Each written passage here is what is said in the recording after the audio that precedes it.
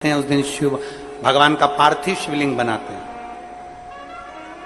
पार्थिव शिवलिंग का निर्माण करते हैं, पूजन करते हैं। हम जहां रहेंगे वहां से लाइव शाम को 7 बजे आप और हम, पूरा देश और पूरा विश्व, शाम को 7 बजे से 8 बजे तक 1 घंटे सावन की शिवरात्रि के दिन पार्थिव शिवलिंग का पूजन कर कर भगवान से अपने मन चाहा वर प्राप्त। इसमें क्या क्या सामान चढ़ेगा वो आप लोग लिख लीजिए। 1 लोटा जल, 21 दाने गेहूं के, 5 कमलगट्टे, 108 चावल के आखे दाने, वैसे तो सबको याद होंगे पहले के भी, 108 चावल के दाने आखे मतलब सेगे, 21 काली मिर्ची, 1 चुटकी काली तिल, 1 धतूरा, 7 बेलपत्र, 7 शमी पत्र, 7 लाल फूल, गुलाब के मिल जाए तो श्रेष्ठ है, नहीं तो कोई लाल फूल दूसरे मिल जाए वो भी श्रेष्ठ है।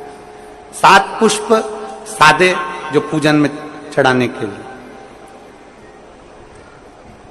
दूध, दही, घी, शक्कर, इत्र, गंगाजल, चंदन, 3 गोल सुपारी, पूजन वाली सुपारी, रोली, मोली, अभीर, मोली मतलब लच्छा नाड़ा बांधने वाला, अभीर, गुलाल, पीला चंदन, चावल पूजन के लिए, कपूर, 2 दीपक घी के, 1 जलाकर रखने के लिए, 1 आरती करने के लिए, 2 जनेऊ, 1 गणेश जी के लिए, 1 शिव जी के लिए, लौंग, इलायची, पान के पत्ते,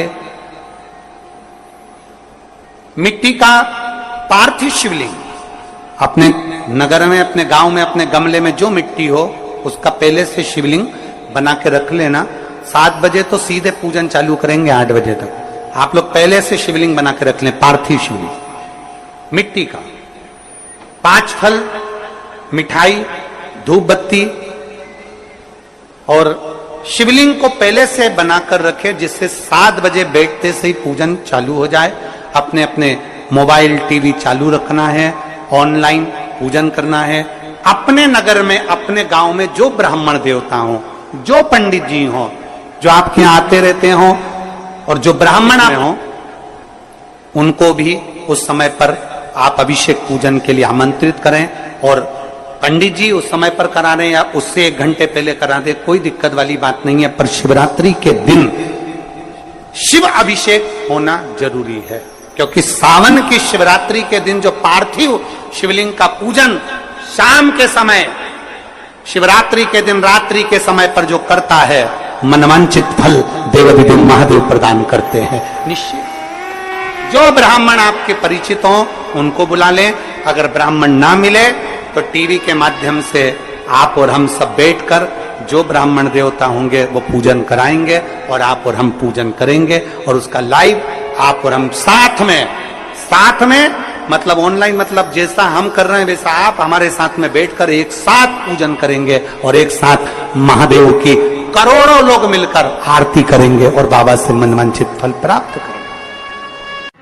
विसर्जन करते समय जब आप विसर्जन करें, पानी में अपने पात्र को, शिवलिंग को जब छोड़ें, उस समय पर ध्यान दीजिएगा कि शिवलिंग की जो जल की धार है, जिसका उत्तर की ओर जो जल की धार होती है, विसर्जन करते समय वो जल की धार अर्थात वो उत्तर का भाग हमारी ओर होना चाहिए, और थाली इस तरह से पकड़ें कि वो भाग हमको जब डालें तो वो भाग हमको दिखे, थोड़ा सा नजर आए पानी में डालते समय, और जब वो थोड़ा भाग दिखता रहे, और जिसलिए आपने शिवलिंग बनाया, जिस कामना से आपने शिवलिंग बनाया है, वो कामना उस भाग को पानी में देखते देखते बोल दीजिए, वो कामना पूर्ण हो जाती है। इसको कहते हैं पार्थिव शिवलिंग का निर्माण करना और उसकी आराधना करना।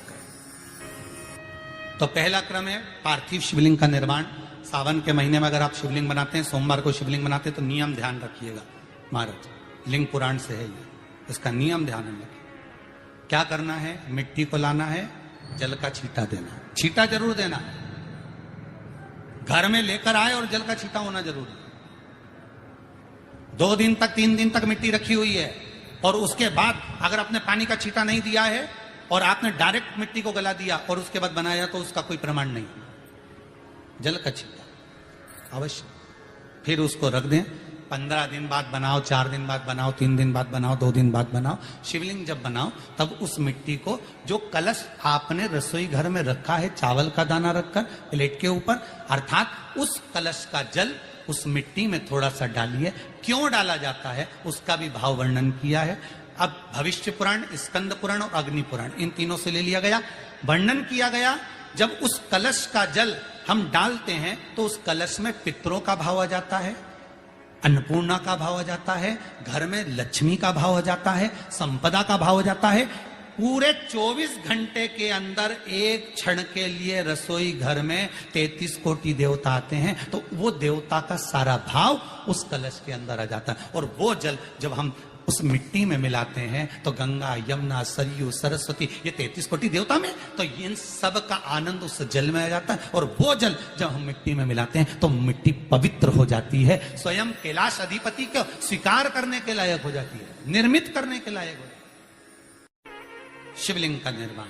अब शिवलिंग का निर्माण कैसे करना? मिट्टी में गला दिया पानी में। सबसे पहले शिवलिंग बनाने से पहले पात्र जो होता है उसके नीचे एक बेलपत्र रखी जाती है। क्या रखना है?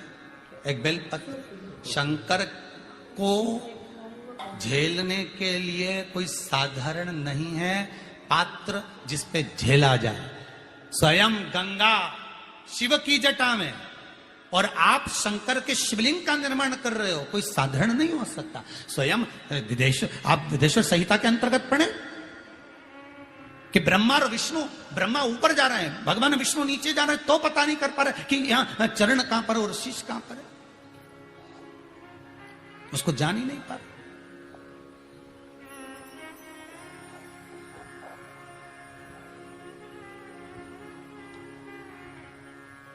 बस एक बेलपत्र,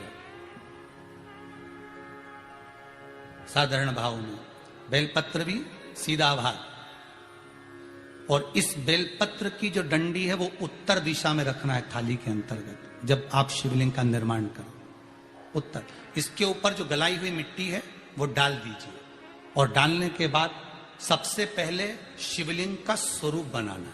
सबसे पहले नीचे की जलाधारी नहीं बनाना। क्या बनाना है? शिवलिंग का स्वरूप बनाना। बनाने के बाद उसी शिवलिंग के पास में और मिट्टी डाल लीजिए, फिर जलाधारी का निर्माण करें। फिर जलाधारी,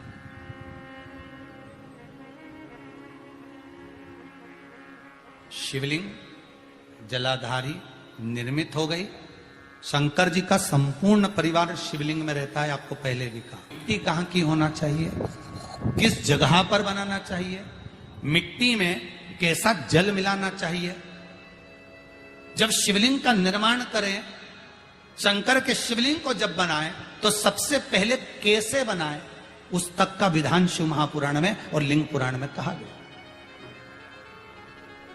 महाराज कहा क्यारे की मिट्टी हो। क्यारा मतलब समझिएगा जिस मिट्टी पर कोई गंदगी ना करी गई।